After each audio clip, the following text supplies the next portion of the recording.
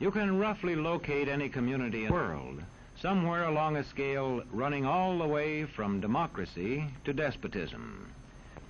One to the democracy end, another somewhere in the middle, and a third.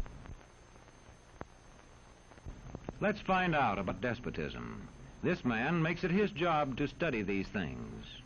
Well, for one thing, avoid the comfortable idea that the mere form of government can of itself safeguard a nation against despotism. Germany, under President Hindenburg, was a republic.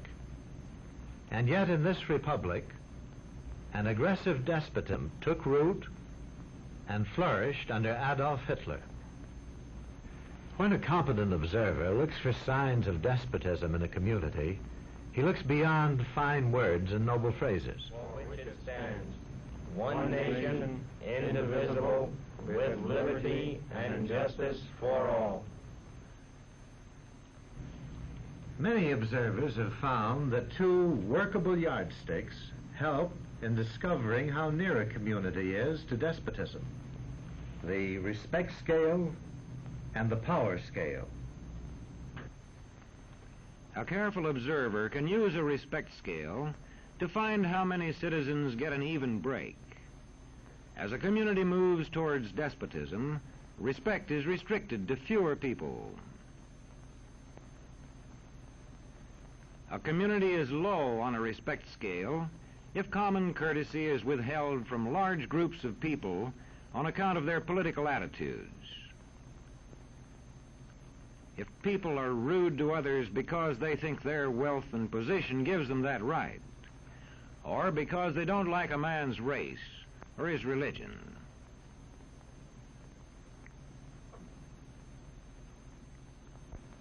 Equal opportunity for all citizens to develop useful skills is one basis for rating a community on a respect scale. The opportunity to develop useful skills is important, but not enough. The equally important opportunity to put skills to use is a further test on a respect scale.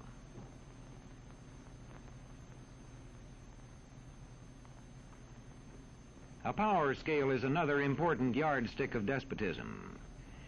It gauges the citizens' share in making the community's decisions.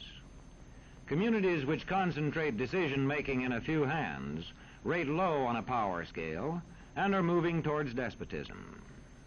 Like France under the Bourbon kings, one of whom said, "The state, I am the state."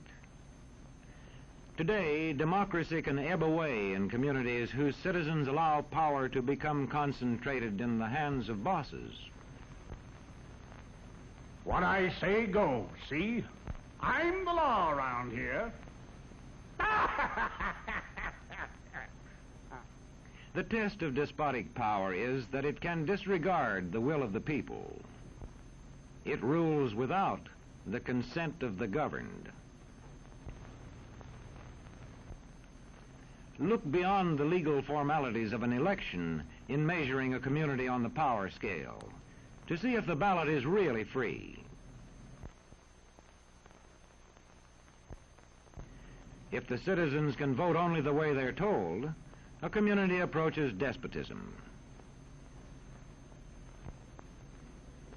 When legislatures become ceremonial assemblies only and have no real control over lawmaking, their community rates low on a power scale.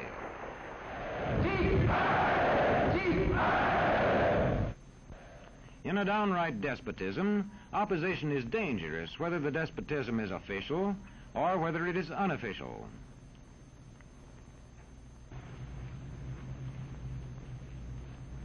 The spread of respect and power in a community is influenced by certain conditions, which many observers measure by means of the economic distribution and information scales. If a community's economic distribution becomes slanted, its middle-income groups grow smaller, and despotism stands a better chance to gain a foothold. Where land is privately owned, one sign of a poorly balanced economy is the concentration of land ownership in the hands of a very small number of people. When farmers lose their farms, they lose their independence. This one can stay on, but not as his own boss anymore. To the extent that this condition exists throughout a nation, the likelihood of despotism is increased. In communities which depend almost entirely on a single industry, such as a factory or mine, maintaining economic balance is a challenging problem.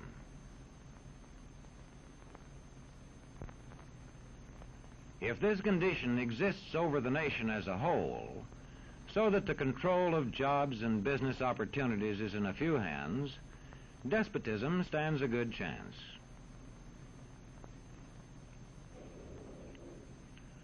Another sign of a poorly balanced economy is a taxation system that presses heaviest on those least able to pay.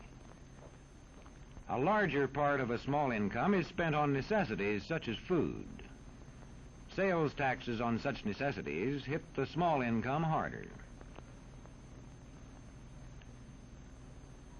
In the days of the salt tax, feudal despotisms were partly sustained by this and other effects.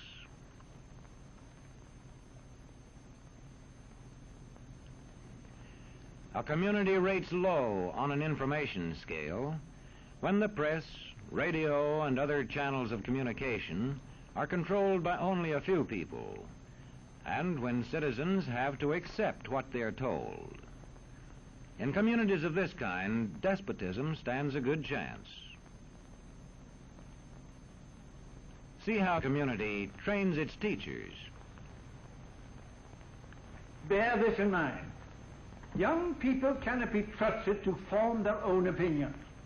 This business about open-mindedness is nonsense. It's a waste of time trying to teach students to think for themselves.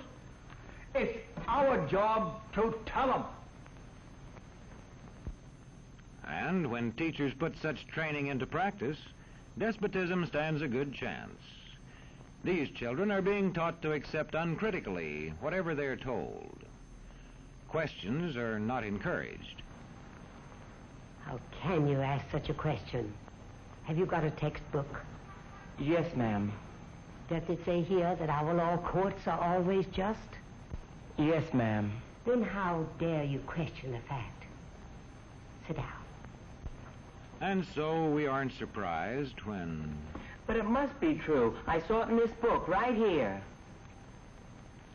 And if books and newspapers and the radio are efficiently controlled, the people will read and accept exactly what the few in control want them to. Government censorship is one form of control. A newspaper which breaks a government censorship rule can be suspended. It is also possible for newspapers and other forms of communication to be controlled by private interests. I thought I told you to kill that story. It'll cost us a lot of advertising. If that story goes out, I quit. All right.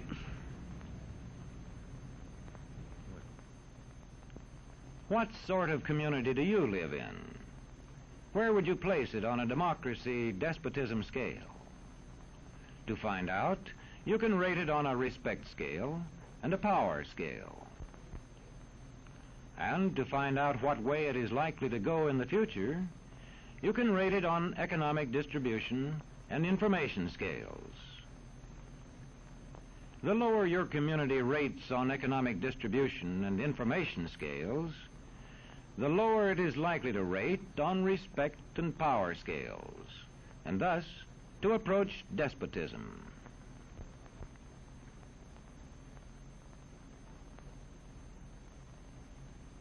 What happens in a single community is the problem of its own citizens.